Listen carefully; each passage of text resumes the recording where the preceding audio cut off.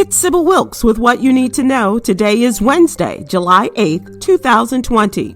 Number 1. The partnership of 150 organizations under the umbrella of Movement for Black Lives is working for real progress and changes in the U.S. criminal justice system. The BREATHE Act, a project of the Movement for Black Lives, calls for real movement in the midst of a watershed moment. Among other things, the proposed bill would abolish the Drug Enforcement Administration and Immigration and Customs Enforcement, reduce the Department of Defense budget, end mandatory minimum prison sentencing and life sentences, and eliminate discriminatory surveillance technology.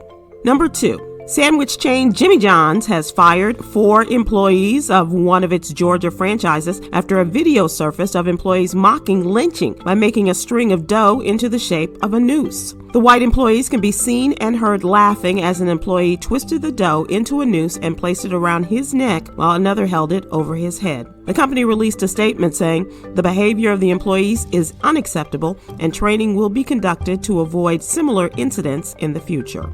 Number 3. According to new guidelines, international college students will be forced to leave the country or transfer to another college if their schools offer classes entirely online this fall. The Trump administration has pushed for schools and colleges to reopen as coronavirus cases continue to increase among the younger population. Number 4, on the heels of the call for and the announcements of major changes at Essence magazine, the granddaddy of black culture magazines, EBONY magazine, has also announced leadership changes. The board issued a statement regarding the removal of CEO Willard Jackson Jr. and an independent inquiry into transactions led by Mr. Jackson that raised questions. The board of directors has also announced it will appoint an interim CEO and promised it will be making good on the payment of delinquent compensation to EBONY employees.